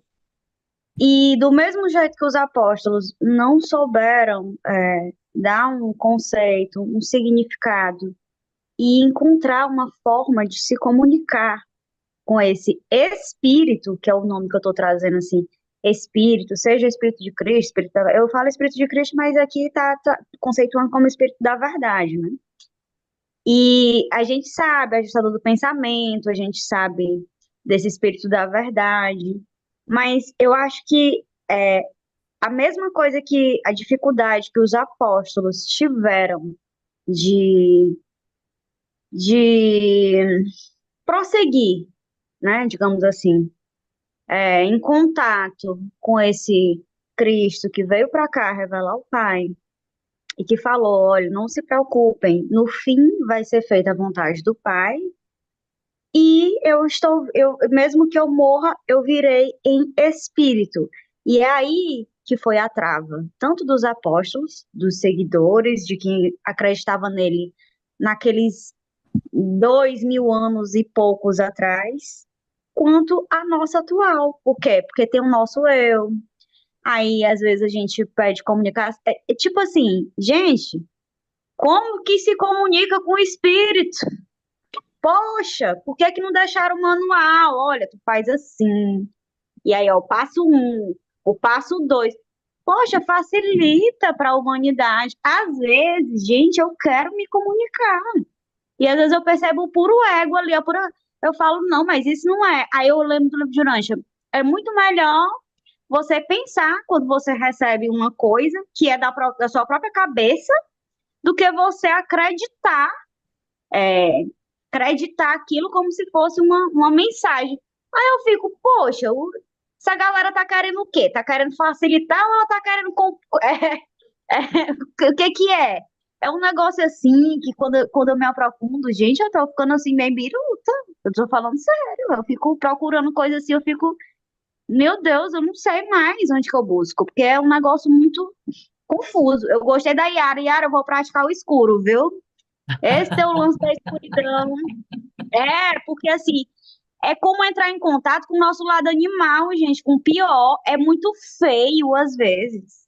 É muito feio você se ver nesse estado animal. A gente é de origem animal e para suprir essas tendências, transcender, eu nunca fiquei no escuro. Eu tenho um pavor de escuro. Para mim, escuridão é demoníaco, é coisa do diabo, digamos assim. Mas eu tô brincando assim, mas não que seja coisa do diabo. Mas é uma coisa altamente desconfortável. E assim, eu tô falando isso porque faz o link dessa comunicação com o espírito. Como que eu vou me comunicar? Isso está inserido nessa comunicação. E a gente rejeita isso e nem sabe que raios como que é. Tem tanto conceito, pega o conceito do espiritismo, do que é espírito. Pega o conceito da igreja tal, do que é espírito. No fim, a gente nem sabe o que é espírito. Pega o conceito do livro de hoje do que é espírito, certo, mas e na prática? Tô revoltada, mas revoltada de um lado bom. Yara, obrigado, Dani. Ô, Dani, você sabe que no escuro, toda noite, eu não acendo luz onde quer que eu vá na minha casa. Eu gosto muito de tatear, de usar os sentidos, né? O tato fica muito presente. E isso me ensina que eu não sei tudo, eu não controlo tudo e nem preciso. Eu só preciso saber de mim, onde é que estão meus pés, por onde eu estou indo e se eu estou seguro ou não. Se eu estou segura, eu continuo. Se eu quero ir lá na cozinha e está tudo bem, estou chegando bem lá, eu vou. Se não, eu volto atrás, eu paro, ou eu uso outra observação, som, qualquer coisa. Quero com isso dizer que essa minha maneira de sentir a minha experiência, ela é muito mais forte, sempre foi, do que é, conhecer primeiro os conceitos teóricos e as teorias. A experiência, para mim, sempre foi muito forte, ainda é. Só que hoje eu leio mais, eu tenho uma busca maior, né? À toa que eu estou aqui em Urântia. E eu não sou estudiosa do livro, eu sou estudiosa aqui junto com vocês, ouvindo junto, porque para mim esse grupo, a voz, alguém que já está sabendo mais, isso para mim fala muito. Mas quando então Jesus fala, mesmo que eu não esteja na carne com vocês, eu estarei em espírito sempre, eu sinto na minha vida que assim, não é uma interferência que eu aprendo a perceber que Jesus faz, que Deus faz na minha vida. É uma energia presente que me diz: confia, espera, vai, acredita. Não fala isso, escuta um pouco mais. Então, as formas que eu creio que me traz integração, que me faz sentir mais inteira, é o que eu creio que Deus quer para cada um de nós, que a gente possa assimilar aos poucos o caminho que a gente tem para seguir. Então, compreender isso é ter Deus dentro da gente, que eu acho que aqui, a galera aqui é toda do bem, eu acho. Eu também sou, viu, gente? Então, eu sinto que é a energia que a gente sente dentro de nós, de que a gente não está só. Sabe aquela coisa assim, quando você encontra uma pessoa amiga e fala, me ajuda a fazer isso? É quase assim, faz por mim. Aí você escuta assim, na hora certa você vai sentir, você vai saber que chegou a hora, que chegou com mais clareza, você vai compreender melhor, vai saber por onde você vai dar um próximo passo. Então, eu acho que é isso que Jesus falou para os apóstolos. Eles não entenderam tudo que Jesus ensinou, mas à medida que eles foram levando a palavra de Deus, que eles foram ensinando tudo que eles tinham aprendido, eles foram amadurecendo dentro deles sementes deixadas por Jesus. Então, eu acho que essas sementes é aqueles aprendizados que a gente não aprende tudo de uma vez, mas à medida que a gente vai vivendo, a gente se lembra, a gente pensa de novo, a gente fala: olha, só hoje eu estou compreendendo melhor aquilo que antes eu não conseguia compreender melhor. A gente ainda fala assim: depois que eu me tornei pai, eu sei mais o que é ser pai, né? Então, acho que é isso. A gente vai sempre sentir, à medida que a gente se abre, à medida que a gente escuta em silêncio, que a gente desapega do ego. O ego não é uma coisa ruim, mas é que ele não sabe tudo. Ele é um bom operário. Se a gente mandar bem, ele vai executar bem. Porque a gente sabe, e todos nós aqui, a gente sabe. E muitas coisas que a gente não sabe, é bom que a gente não saiba, porque a gente vai aprendendo. Então, essa condição de sermos aprendizes é, para mim, isso que Jesus falou: estarei sempre com você. Para que você aprenda, eu vou estar batendo palma dentro de você, dentro de nós, né? Obrigado, Yara. Obrigado. Helder, Oi, eu gostaria de completar o seguinte, vou falar bem rapidinho aqui. Essa questão, eu acho sim que o Espírito de Deus dentro de nós, ele não trabalha longe do nosso cérebro, da nossa vontade.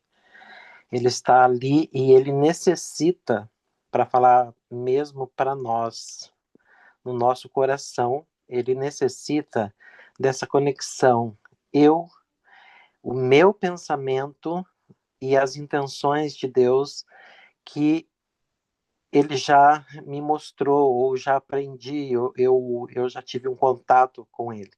Então, essa questão de eu chegar para uma pessoa e falar o bem, é o Espírito de Deus que age em nós. Mesmo Jesus falou que nenhuma pessoa que fala uma coisa boa, ela só fala o bem porque o Espírito do bem a inspira a falar bem. E o contrário também. Se ela fala uma coisa ruim, porque o espírito do mal influenciou na mente dela para ela falar o mal.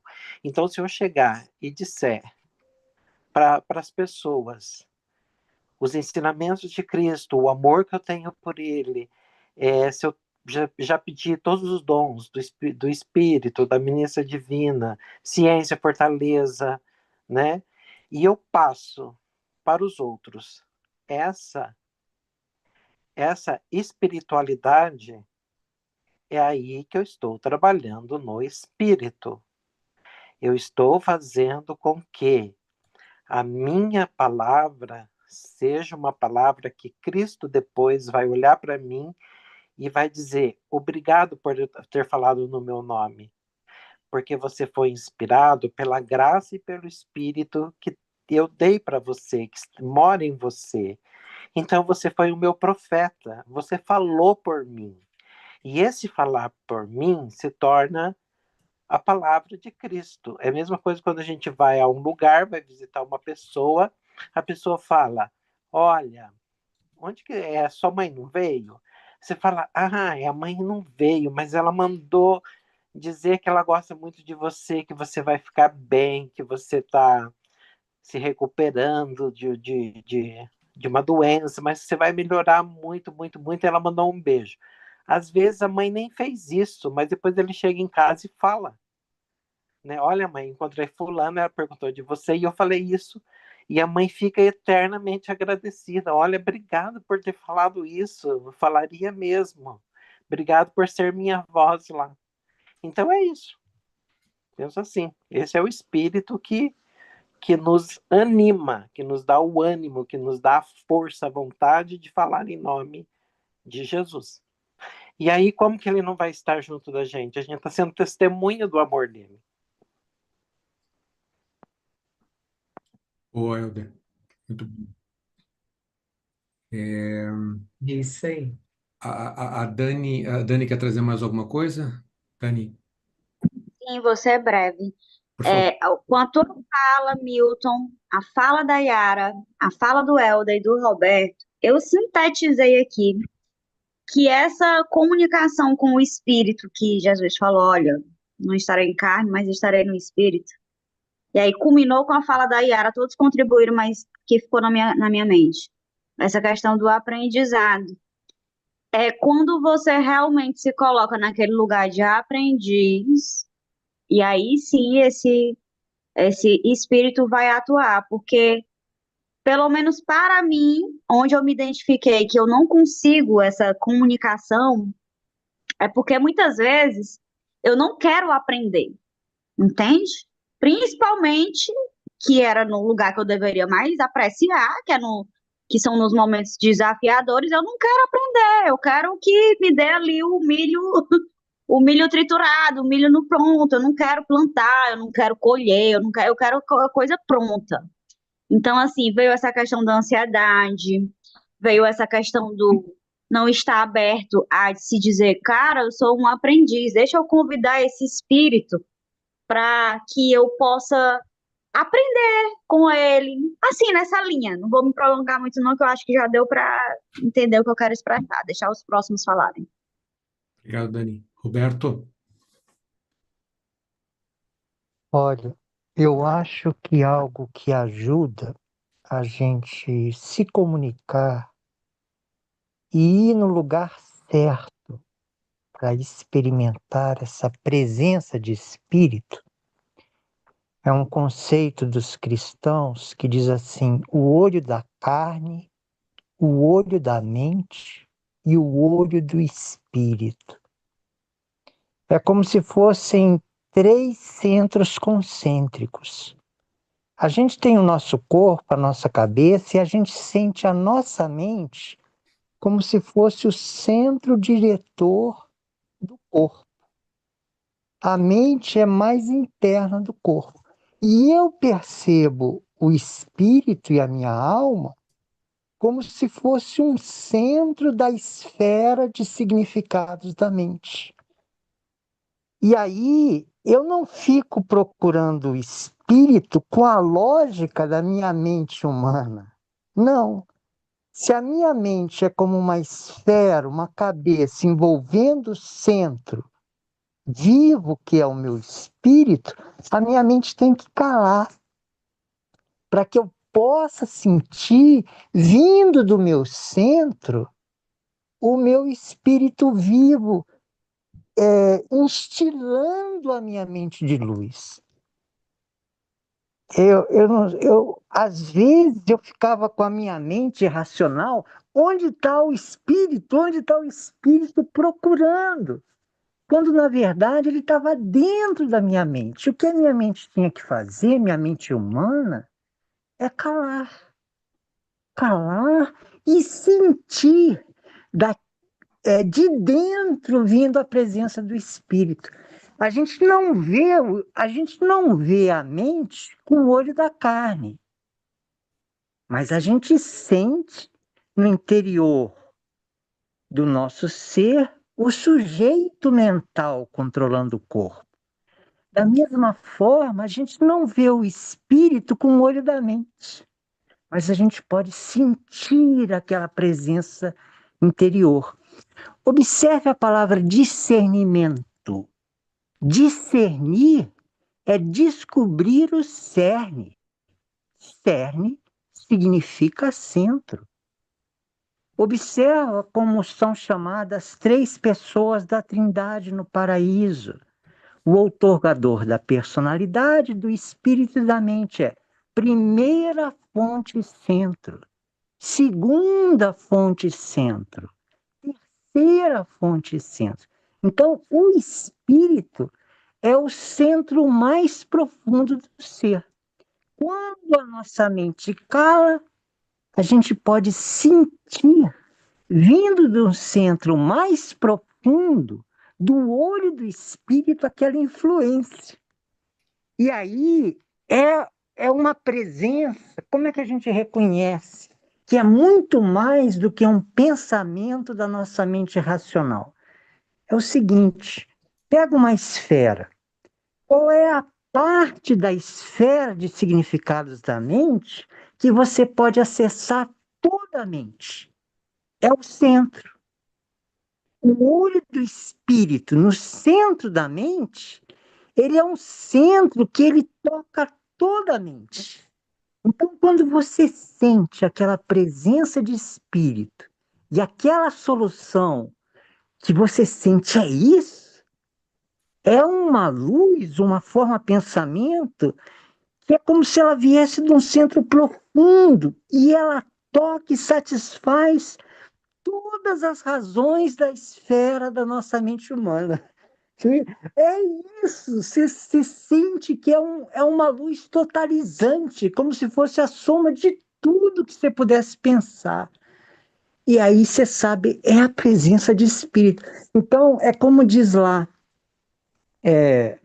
o espírito da verdade é uma convicção. Ele vem como uma convicção. É esse o caminho. E não é um resultado de um raciocínio da nossa mente, igual um problema matemático. Tem isso aqui, papapá. Não. Quando vem, é aquela forma de pensamento de luz que você fala, é isso. Você não sabe direito, mas você sabe, você tem a intuição, o sentido que ali é a direção. Eu quis dizer, Dani, como é que, em termos práticos, eu me comunico com o centro espiritual do meu ser. É quando eu calo a esfera da minha mente e fico. É escuro para fora, mas na verdade é uma luz. A Yara falou, é escuro. É escuro porque não é uma luz no exterior da minha mente. É uma luz mais interna, mais profunda que a luz do discernimento intelectual. A luz do espírito é anterior à minha mente. Mas quando eu calo a esfera da mente, aí que vem. E o Helder falou da vontade. Não, quando eu noto em mim, na minha experiência, quando é que eu ouço o espírito? Quando eu tenho uma vontade boa, entendeu? Vamos supor, eu quero ajudar alguém, eu quero resolver uma situação por amor, e eu estou com aquela vontade, eu preciso de um guiamento, meu Pai maravilhoso, Jesus Cristo, Mãe Divina, me ajuda. O que eu faço para cuidar dos meus filhos e tal? Quando eu estou motivado por amor, que eu estou querendo algo para o bem de outro, que não é só uma coisa para o meu eu individual, é aí que ele vem. Então, além de ter esse discernimento que a presença divina está dentro da minha mente, eu tenho a experiência que quando eu desejo o guiamento de Jesus Cristo, de Deus, da Mãe Divina, por um motivo de amor, ele vem. De uma maneira ou de outra, ele vem. Então, se a nossa vontade é boa, se a nossa vontade é de boa fé e por amor a outras pessoas, e aí a gente vai, por amor, buscar o guiamento do Espírito, e de alguma forma ele vem. De alguma maneira ele vem e diz, é isso que você tem que fazer. Eu tentei explicar a minha experiência da maneira como eu comunico com ele, e em resumo quando a minha mente humana cala, fica tranquila, fica como uma esfera cristalina transparente.